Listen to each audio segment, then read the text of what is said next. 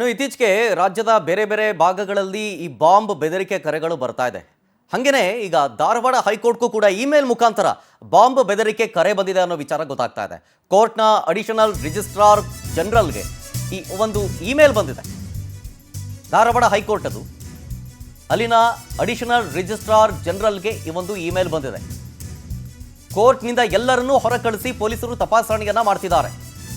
ಧಾರವಾಡ ತಾಲೂಕಿನ ಬೇಲೂರು ಬಳಿಯ ಹೈಕೋರ್ಟ್ಗೆ ಬೆದರಿಕೆಯ ಇಮೇಲ್ ಬಂದಿರುವುದು. ಧಾರವಾಡದ ಹೈಕೋರ್ಟ್ನಿಂದ ವಕೀಲರನ್ನ ಹೊರಕಳಿಸಿದ್ದಾರೆ ಪೊಲೀಸರು. ಎಸ್ಪಿ ಗುಂಜನ್ ಆರ್ಯ ಅವರ ನೇತೃತ್ವದಲ್ಲಿ ಸಂಪೂರ್ಣ ಕೋರ್ಟ್ ಅನ್ನ ಖಾಲಿ ಮಾಡಲಾಗಿದೆ. ಶ್ವಾನದಳ ಬಂದಿದೆ, ಬಾಂಬ್ ಸ್ಕ್ವಾಡ್ ಬಂದಿದೆ.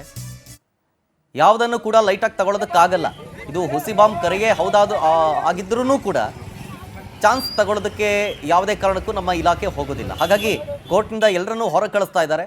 ಹೊರಗೆ ಕಳಿಸಿ ಬಾಂಬ್ ಸ್ಕ್ವಾಡ್ ಮತ್ತು ಡಾಗ್ ಸ್ಕ್ವಾಡ್ ಮುಖಾಂತರ ಪರಿಶೀಲನೆಯನ್ನ ಮಾಡ್ತಾ ಇದ್ದಾರೆ. ಅದರ ದೃಶ್ಯಾವಳಿಗಳನ್ನು ಗಮನಿಸ್ತಾ ಇದ್ದೀರಿ. ಕೋರ್ಟ್ನಿಂದ ಎಲ್ಲರನ್ನೂ ಹೊರಗೆ ಕಳಿಸ್ತಾ ಇದ್ದಾರೆ. ಎಸ್ಪಿ ಗುಂಜನ್ ಆರ್ಯ ಅವರ ನೇತೃತ್ವದಲ್ಲಿ ಧಾರವಾಡ ಹೈಕೋರ್ಟ್ನ ಖಾಲಿ ಮಾಡಿಸ್ತಾ ಇದ್ದಾರೆ.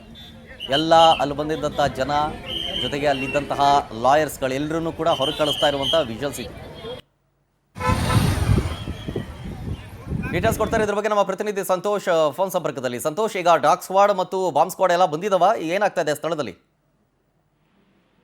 ಶರತ್, ಧಾರವಾಡ ಹೈಕೋರ್ಟ್ಗೆ ಜೀವ ಬೆದರಿಕೆ ಇಮೇಲ್ ಬಂದಿದೆ. ಈಗಾಗಲೇ ಸ್ಥಳಕ್ಕೆ ಎಸ್ಪಿ ಗುಂಜನ್ ಆರ್ಯ ಅವರು ಭೇಟಿ ನೀಡಿ ಕೋರ್ಟ್ ಅಲ್ಲಿರುವಂತಹ ಲಾಯರ್ಸ್ ಆಗಿರ್ಬೋದು ಹಾಗೂ ಅಲ್ಲಿ ನಡೆಯುತ್ತಂತಹ ಕೇಸ್ಗಳು ಎಲ್ಲವನ್ನು ಕೂಡ ಬಂದ್ ಮಾಡಿ ಇದೀಗ ಎಲ್ಲರನ್ನೂ ಕೂಡ ಹೊರಗಡೆ ಕಳಿಸ್ತಾ ಇದ್ದಾರೆ.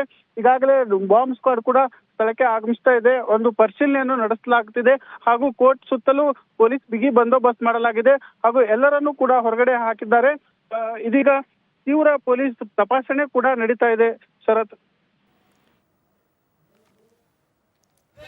Okay, thank you Santosh ಡೀಟೇಲ್ಸ್ಗಾಗಿ.